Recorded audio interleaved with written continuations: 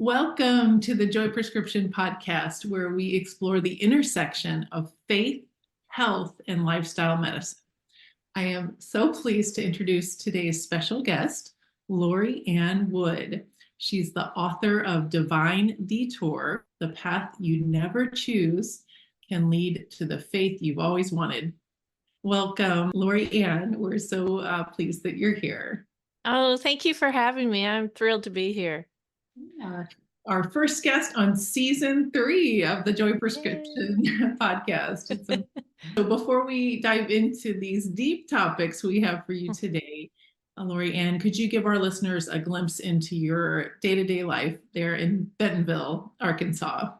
Yes. So I am an empty nest mom. I have 3 grown children, and I just became a grandma recently. So I have a granddaughter now, and I am a writer. I write for some magazines and some online publications and the book. And so I am kind of on a mission to help people discover and really just identify the heart failure symptoms that I missed, because I missed a lot of them for a lot of years. Yes, I would say God has given you a very deep mission. So if you could share with us the significant health challenges that you faced and just tell us about your journey and how you navigated through this major detour in life and how it's brought you to this place of mission. Yes. This all started about 8 years ago. The first thing that happened, start before the beginning, was I had a medical evaluation for a life insurance policy to see if I would qualify for preferred life insurance. And I did. And they told me in that evaluation that I had less than 3% chance of ever developing heart disease in my lifetime, because I had great blood pressure and low cholesterol, and I was a healthy weight, and I had all these good numbers and no family history and no risk factors. And so that didn't surprise me very much. But then 3 weeks after that evaluation, I just wasn't feeling well. I thought I had maybe the flu or some sort of virus. I just was kind of fatigued. It was Thanksgiving week, and I was trying to do all the mom things to get ready for Thanksgiving, but I didn't have the energy. And so I went to convenient care, and with their limited ability, because it was convenient care, they gave me an inhaler because I told them that I felt like I couldn't get my breath. And then I didn't get any better. That was Sunday. Then Wednesday, before Thanksgiving, I thought I'm going to go back again and maybe get a steroid shot or an antibiotic. And so I did, and they gave me an antibiotic. But then Thursday was Thanksgiving, and I just stayed in bed all day. I couldn't get out of bed. I heard Thanksgiving going on, and I wasn't in pain really. I just couldn't get out of bed. And then my husband made an appointment the next day, which was Black Friday, and we saw our primary care physician, and he listened to my heart with a stethoscope, and he said, if we're lucky, it's pneumonia. And I remember thinking, I thought that was like the worst thing that I would hear. And he took a chest x-ray and immediately found that I had an extremely enlarged heart. And he direct admitted me into cardiac ICU. And I first heard the words end-stage heart failure, and learned that my heart was functioning at about 6% when I walked in there. And so this just started this whole learning process for me, and also in a lot of areas of life. But I was just totally unprepared for that. It was never on my list. If I had a list of everything I'm worried about happening to me in my lifetime, heart disease would not have even been on the list. So I had a lot to learn. I learned later that they didn't really expect me to leave the hospital. I stayed in ICU for 2 weeks. And when they did release me, I was wearing a life vest, which is an external defibrillator vest. And I wore that for 9 months. And really onboarded a lot of the best medication that they had available for that. And really nothing happened for about a year and a half. I was alive, which they were sort of surprised about, Mhm. but I wasn't getting any better. And I I just kind of hung on. And that was a really challenging time, just physically, but also spiritually. It was very challenging. And, um, the funny thing is in there about a year and a half in, I was flown to Cleveland Clinic during that time also. And I still have a team of doctors at Cleveland Clinic and a local team of doctors. But I, at about a year and a half in, I needed an appendectomy of all Mm. things. And Okay.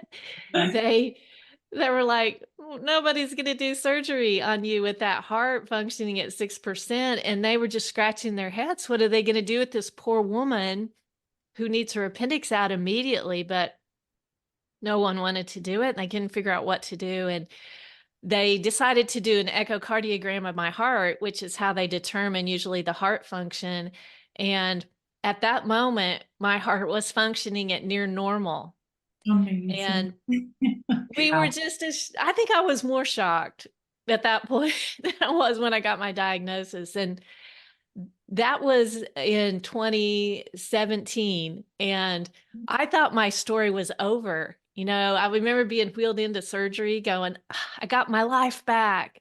This all over. That was a part of my story, and I'm going to tell it, and I'm going to, give God the glory through all that." And I did, and I wrote about it. And then about 4 years ago, my heart function dropped and I found myself in active heart failure again.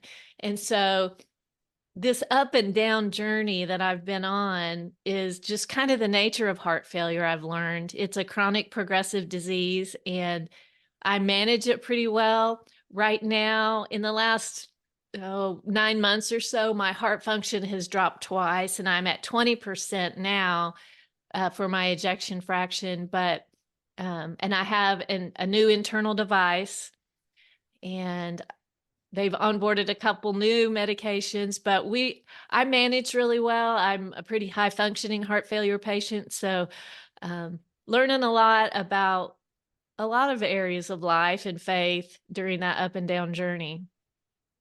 Amazing. And you look so vibrant and healthy and young. Gosh, thank you for sharing. Lorianne, you've had a harrowing experience with heart failure. What are some warning signs that people should be aware of? I had so many, and I had them for maybe a decade. I mean, I can look back. I felt like I was broadsided with heart failure when I got my diagnosis because I didn't understand it. But now when I look back, I can see that I missed a lot of symptoms. And one of the problems with some of the heart failure symptoms is that they seem so like insignificant or harmless at the time. The ones that I was experiencing were things like an inability to exercise. I thought I was just out of shape. I had a lot of difficulty with inclines, and that would be like a staircase or any sort of hill. I just would just lose my breath. My legs would get weak.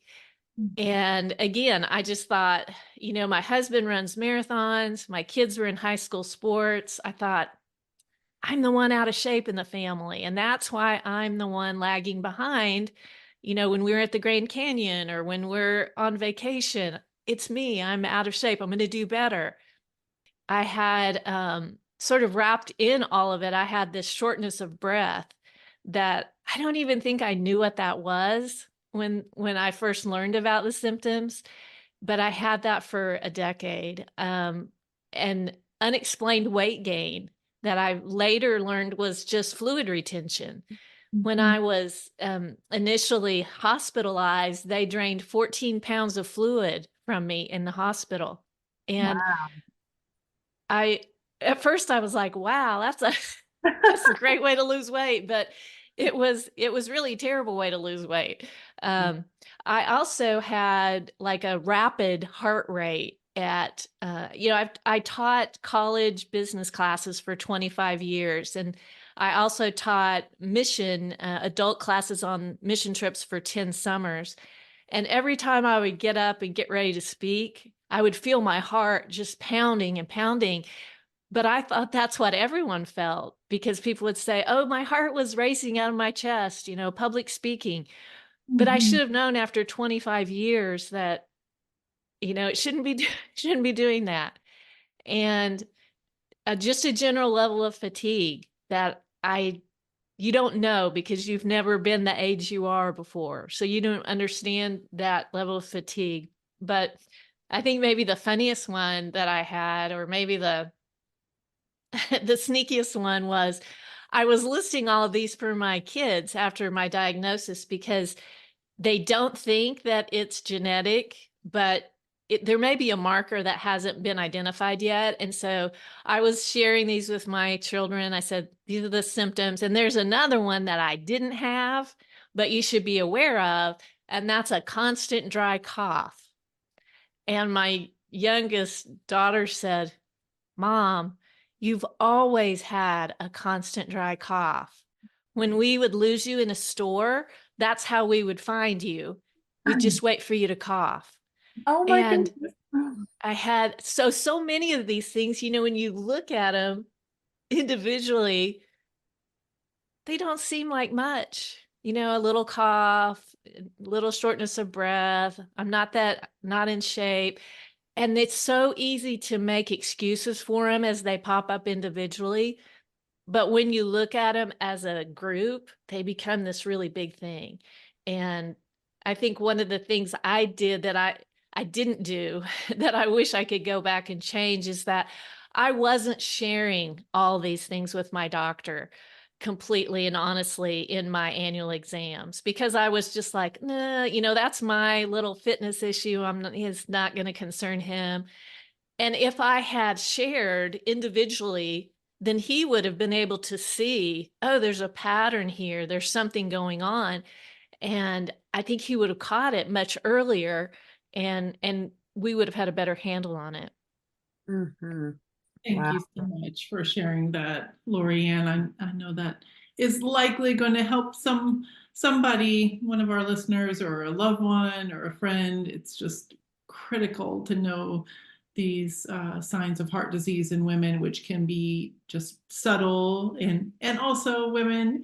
We tend to be paying attention to other people and taking care of all the needs around us, and minimizing when we might be having some chronic symptoms and not connecting those dots. So thank you so much for sharing that.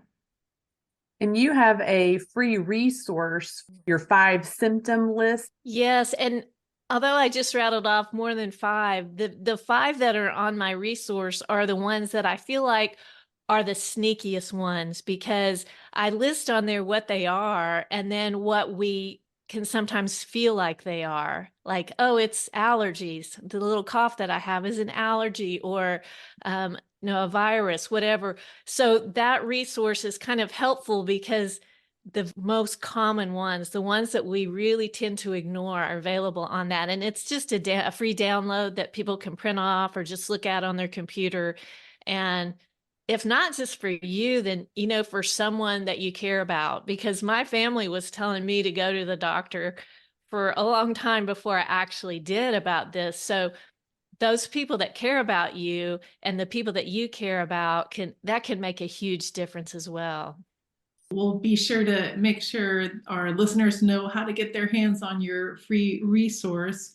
Lorianne, when you were telling your story, that just amazing ordeal that you went through, I heard you say that it was a spiritually difficult time, and you certainly seem to be a woman of faith, of strong faith. I just would love to hear about your insights in terms of the spiritual difficulty and how you navigated through that. Mm. It was a hard time because just for background on that, I have I've been a believer all my life. I was raised in a Christian home. My mother was an extremely strong believer, and we raised our kids in the church and we're very active. And so when this came up, it it really kind of challenged my faith in a way that nothing else had, especially that silent period, that 18 months where I was kind of hanging on by a thread. And all I was hearing was silence from God. And I didn't know what to do with my faith. I didn't know if my faith was broken or if I needed to put it aside and come back to it later when things made sense. And so I struggled a lot with how to do that, because I think that those silent periods in our faith are really the point where we decide. It's like the Saturday of Easter weekend, right? We decide if we're sticking around or we're going to make a break for it. And I learned a few things. I had too much history to leave God at that point, but it was still hard. That doesn't make it easy. Even if you're a longtime believer and you have strong faith, those silent periods are brutal. And a few things that I learned is that, number one, it's okay to borrow words from other people when you're in those really, really hard times, because sometimes all we're doing is just making it through the day, and that's enough.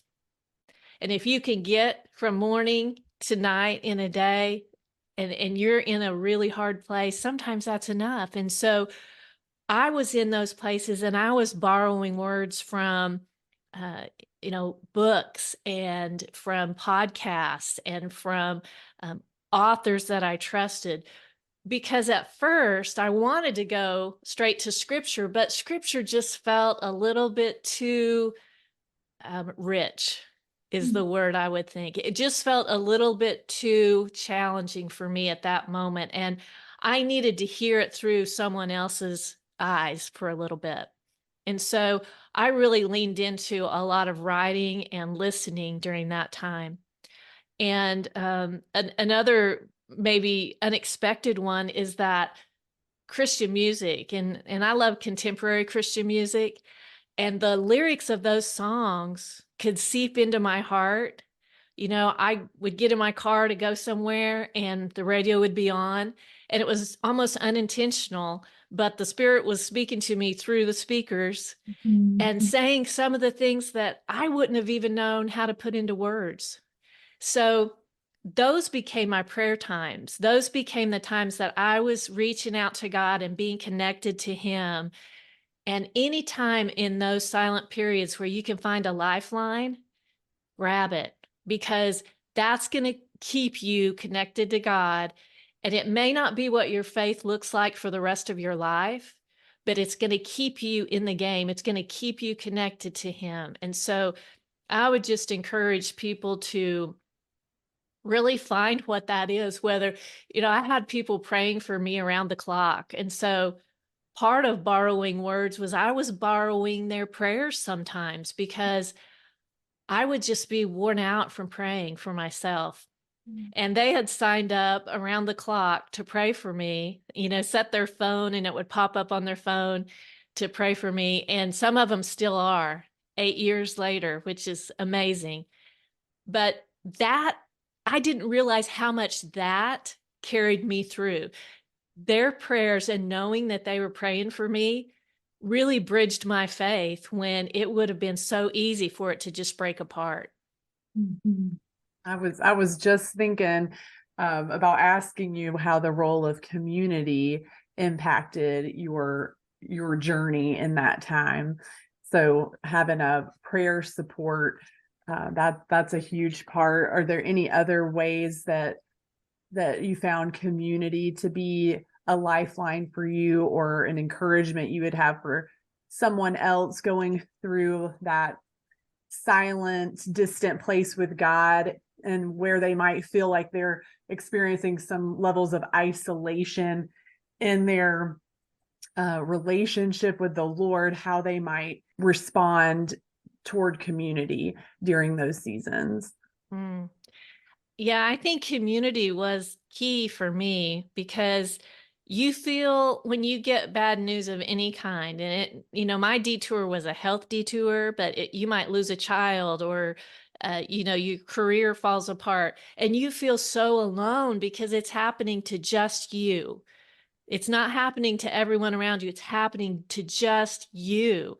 And you have to find a way to connect back to that community. And luckily, I was already part of a church community that was very in tune with meeting needs. Like I had meals coming in for weeks. I had my kitchen counters were covered with flowers for I don't even know how long. And then that prayer chain. And like I said, I still have people praying. And that is something that until I had this, I was, I'd make a meal every once in a while for someone, or, I'd say I'd pray and then maybe I would, and maybe I'd forget. I started to realize how it's not just a nice thing to say to somebody. It's gonna save them. It's gonna save their faith if they know that you're praying, because sometimes they can't. And that community was I was part of it, but I didn't understand the strength of it until I was the one that needed it. Wow, that's profound insight right there, Lorianne. I love that um, you were able to recognize in your own experience now having like a greater heart of compassion and intentionality toward others when they're in their hard places. So that's really beautiful fruit coming out of that season of hardship.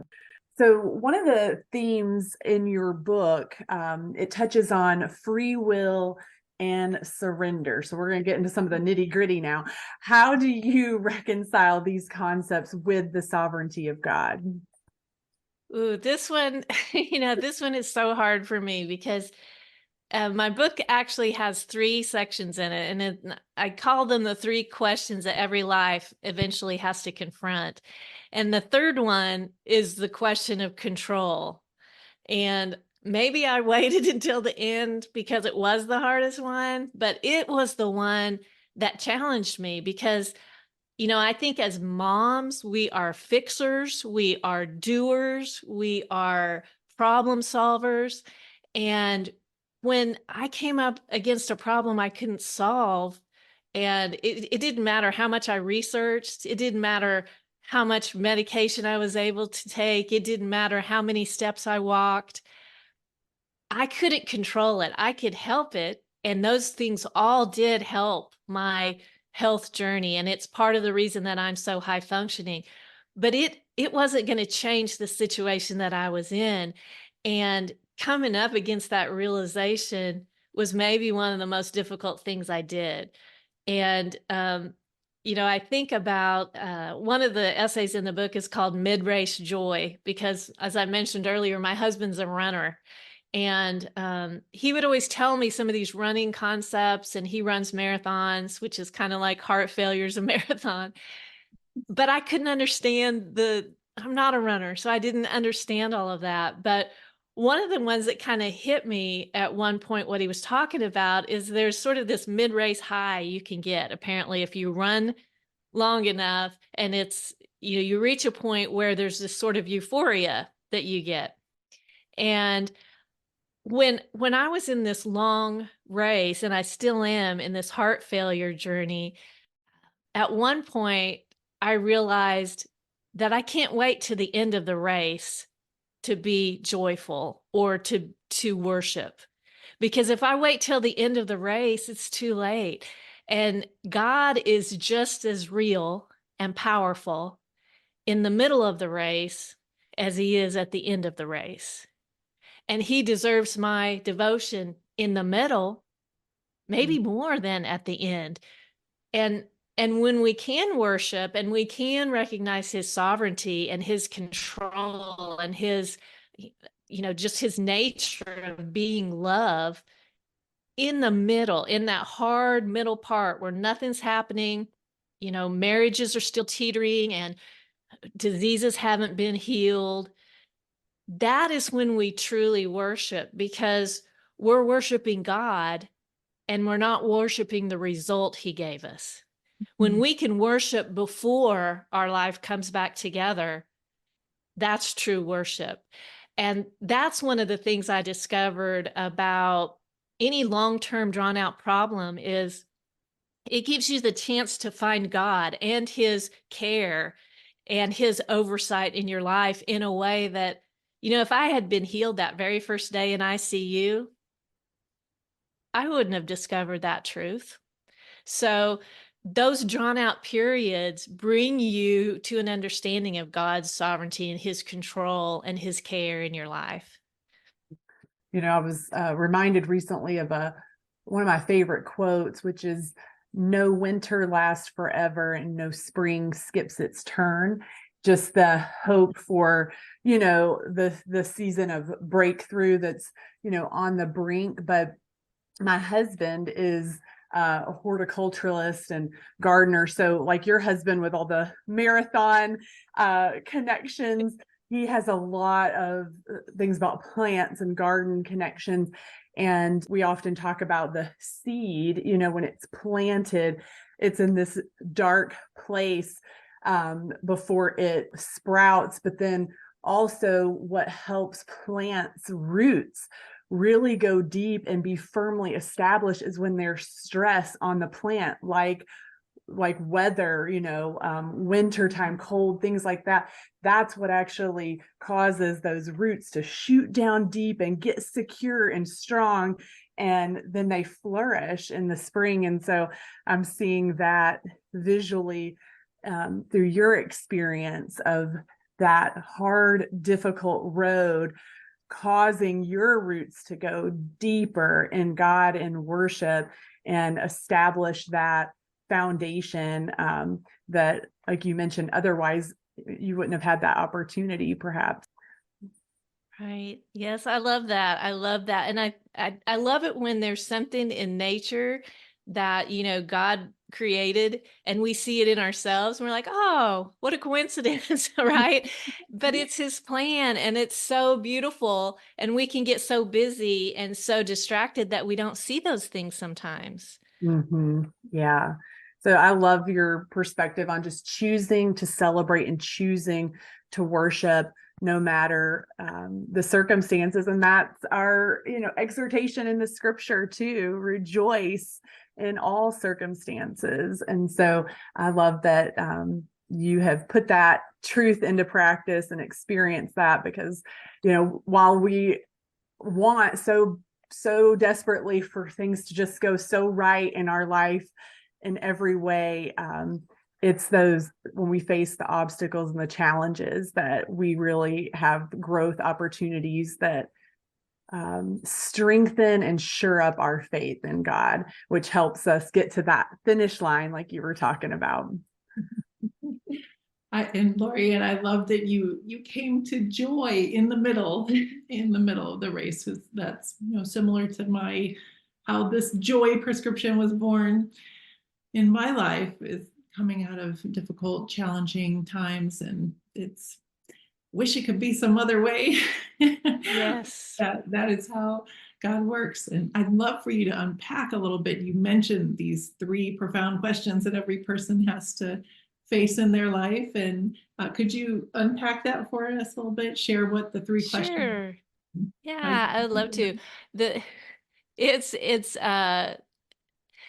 kind of based on, let's just say it's inspired by the 3 temptations that Jesus faced in the desert. And, I don't think it's any coincidence that right after he was baptized, it says in some accounts, immediately he went to the desert to be tested. And so when we are, even when we're strong believers, we're going to come up against these detours because I'm sure Jesus was ready to get on with his ministry, right? He had waited his whole life and was like, wait a minute, we got to do this little desert detour. So we find ourselves in this detour and these questions, which Jesus faced as temptations, but any temptation is an internal question that we ask ourselves. And those questions they sort of nag at us all the time in life, but when we get onto a detour like Jesus did in the desert, and we are totally focused on this problem, this issue, this desert experience, they demand our attention. And those questions that I found, and I just took each question, and I have 13 essays that examine those questions, not to come to an answer, but maybe just to allow the reader to ask the question in their own life, however that might look. But the questions are, number one, is this life all there is? You know, when Satan told Jesus to turn those stones into bread, he was asking, is this life all there is? Because if it is, I should just go ahead and turn those stones into bread and eat it. But if it's not, I've got a bigger purpose. And so I look at ideas about loss and uncertainty and regret. And then the second section of the book is God always good? And that's probably the biggest faith question. If you were to Google, it would come up on every list of faith questions. But Yeah. this one examines, that idea of, is God, is he taking care of me? Is he on duty? Where is he? Why am I not hearing from him? And so there was a lot in that, especially in that initial period. And then the third question is God's plan enough? And that's the one I was talking about that deals with control. Because I'm one that just wants to grab the pen back and say, I'll finish that story that you're writing, God. I've got an idea. And so I look at things like, trust and waiting and failure and disappointment. So those were all based on the temptations in Matthew. They're a little bit different order in another place in the Bible, but I used the account in Matthew. So it was I'd written most of the book. I started with a journal that someone had dropped off in my hospital room, and was taking some notes as I was getting woken up for my vitals and all of that. But that became, it just started growing into this body of thoughts and works and, different things I was learning. And I didn't understand until I had all of the rest of the book written that it all fell into those three categories. And so I don't think that was an accident. So I really think that as we struggle with going into a detour and being somewhere we never expected to be in life, we need to be able to ask those questions and grapple with them and do it in a way that doesn't tear down our faith, but strengthens it. Beautiful testimony. Thank you for taking the time and just giving of yourself by writing this book during such a hard period in your life. It's such a gift. Mm-hmm.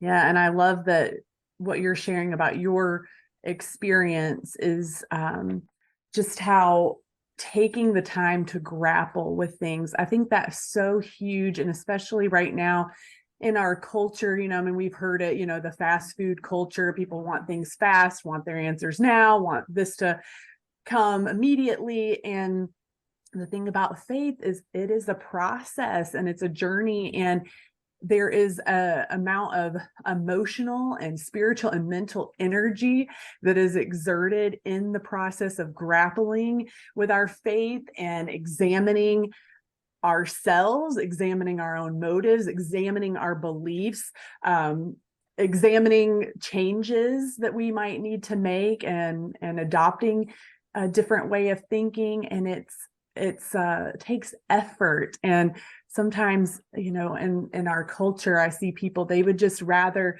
abandon things or just stop and not take the time to truly dig and do the digging work. So I love that you have modeled that and that you're sharing that, and maybe that will encourage someone listening who may be on that brink of just walking away and abandoning it because it feels hard to do that, and see the fruit that's resulted in your life and in your journey from taking the time to do the difficult work of examination and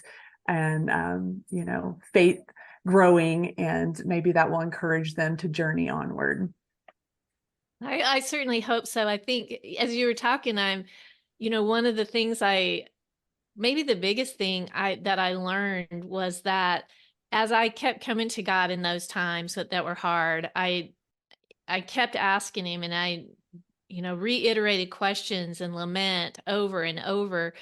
And I started to realize at some point that this prayer was becoming a habit, and I was looking forward to just talking to God.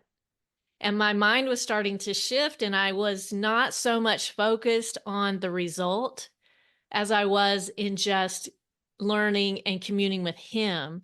And so that's something that, like you were talking about, you can't microwave that. You have to crock pot that one, right? Right. It has to be something drawn out, and it's hard, and then we don't want it. But something my husband said early on, and speaking of not wanting it, I was not happy with him when he said this, but I was in the hospital that first time, and he finally got to run because he had been with me and wasn't able to run. A friend stayed with me, and he came back to the hospital, and he said, "Feel so much better. It was a great run. I was able to talk to God, and I realized that it's going to be okay if you don't get well." I'm hooked up to all these machines, and I'm like, I was not happy with him. But we've talked about it since, and we've laughed about it. What he was trying to say was, he came to this realization long before I did, that all of us are trading what we can't keep for something we can never lose. And it's in those drawn out periods where you figure out the thing I'm come to God usually asking for is something I can't keep. I want this relationship to work out. I want this job to work out. I want my health back. We know we can't keep those. But what we end up getting instead is this relationship with him that we can never lose. And so that's the exchange we make in that long drawn out time, that it's, we wouldn't want it, but if we were looking at it and someone said, "You want this temporary thing or you want this long-term thing?" we would choose that permanent one every time. Oh, that is so profound, that It is. mining all those riches from carrying our pain to God, and just that relationship that we have, even if things don't get fixed or get better, there's such riches there. Lori Ann, with your heart condition and health challenges, and this journey you've shared with us, and even now in your present day, the things that you're doing, your advocacy work, writing, family life, all that juggle can be really demanding. How do you manage to find balance and maintain your own well-being amidst it all?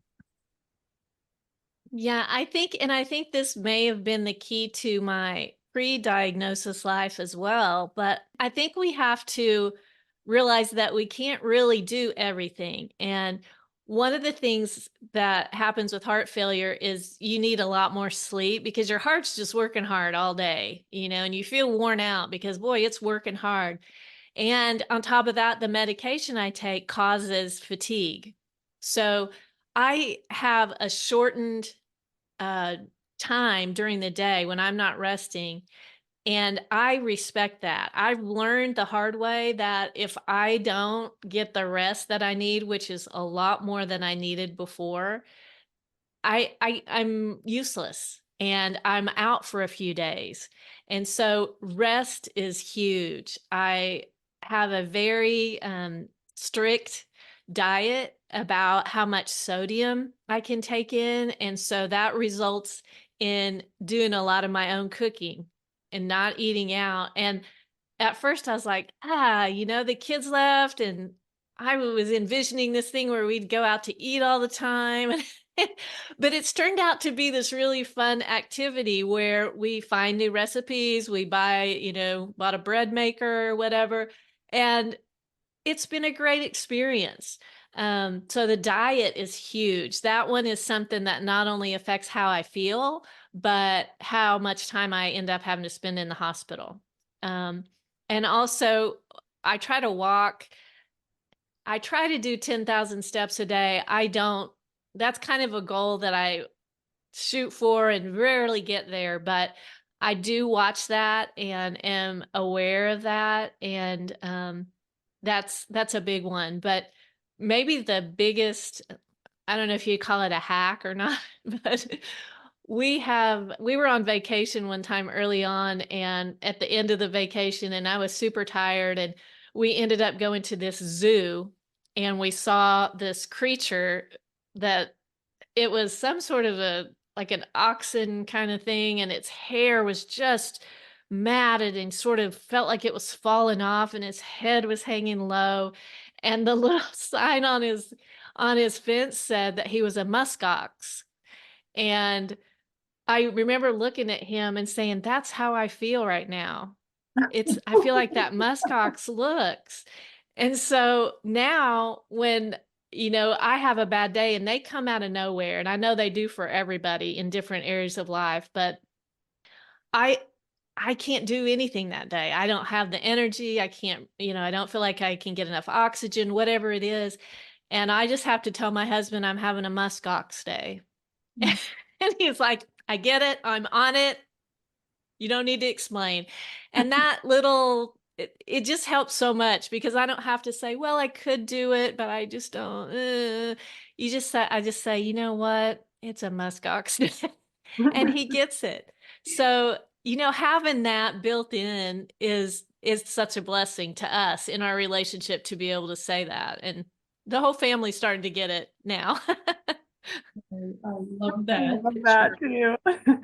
nice when you need to give yourself extra grace and rest. And what a beautiful thing that you're surrounded by loved ones that help you, enable you to do that. It Well, is. I'm really excited about my last question, Lorianne. I've got inspired to, for season 3 here, ask each guest, what are the elements of your personal joy prescription? And just to give you a little bit of background, this idea of the joy prescription, as I alluded to earlier, it kind of grew out of a time of really the most challenging time in my life, different than your trial, but a combination of my mom dying from cancer, a catastrophic shift in my work life and my business, and moving to a new town, and many personal health challenges as well. I was in that place of lament that you had shared about, and can just echo a lot of your experiences where it's in that hard middle where we do just really depend on God and just reach out and share our heart with him. And the joy prescription is what grew out of that. I heard in my spirit, this is a gift for you, Cindy, to bring about healing from a burnout and grief and physical health issues. And so the JOY of my joy prescription was kind of a process that he walked me through. And the J being just be still, surrender, breathe, and just let go of that control that we like to have. And the O was an opening of my heart to what he's doing, and really seeing things, the circumstances as not just good or bad, but that he's in all of it, that he's working out something new in all of it. And then the why being that just saying yes, and saying, yes, I'm here, God, let's continue on this journey together, as opposed to having it be a time of turning away from God. So that's the JOY of my prescription. And then he whispered a lot of other lifestyle medicine interventions for me, like, making sure I'm getting good sleep and rest, and connecting with my wonderful girlfriends and Christian counselors, and um, shifting my diet. Lots of things are a part of my personal joy prescription. So I just wanted to ask you, what, if you want to spend the last few moments here sharing with our audience how you've developed joy in this hard time in your life. Yes. I think I started, this whole thing with me started in Thanksgiving. And so I've done a lot of thinking about, I missed that Thanksgiving season. And by the time I got out of the hospital, it was Christmas season. And I always think of Thanksgiving season as, thankfulness and gratitude. And then you switch and you go to joy at Christmas.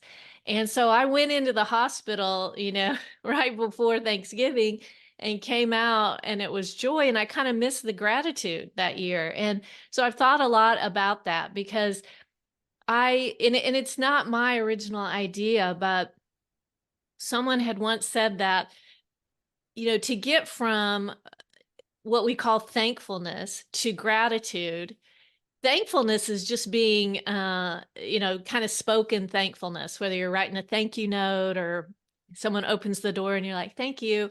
It's just a gesture. But to get to gratitude, you have to add this element where it's coming from someplace outside yourself, something you could never do on your own. And that makes thankfulness into gratitude. It sort of pumps it up into gratitude. And so I started ruminating on, how do I get from that gratitude that we see in November to joy that we're supposed to be at in December? And I think they're connected. I definitely think they're connected. And I think maybe it's an accident in all our culture, but gratitude comes first, because when we can be thankful and realize it's coming from a place outside ourselves, and we have that gratitude, then that's the kindling or the fire starter for joy, because we develop this trust. We think back on what's happened. We remember all the times we've been taken care of. Trust starts to come up. And then once we have that security of that trust, then we can be joyful no matter what happens. We don't have to be swayed by the circumstances, because we know in the past we have been taken care of. And so I think maybe my biggest part of the joy prescription would just be finding a way to develop your gratitude, because that is what is going to spark your joy, and that joy in however you find your life going. So good. I love it. Yes, definitely gratitude is a big part of my joy prescription as well. Oh, it's been such a pleasure, Lorianne. Thank I you. want that gratitude is a fire starter for joy on a t-shirt, Lorianne. Let's do it. Great.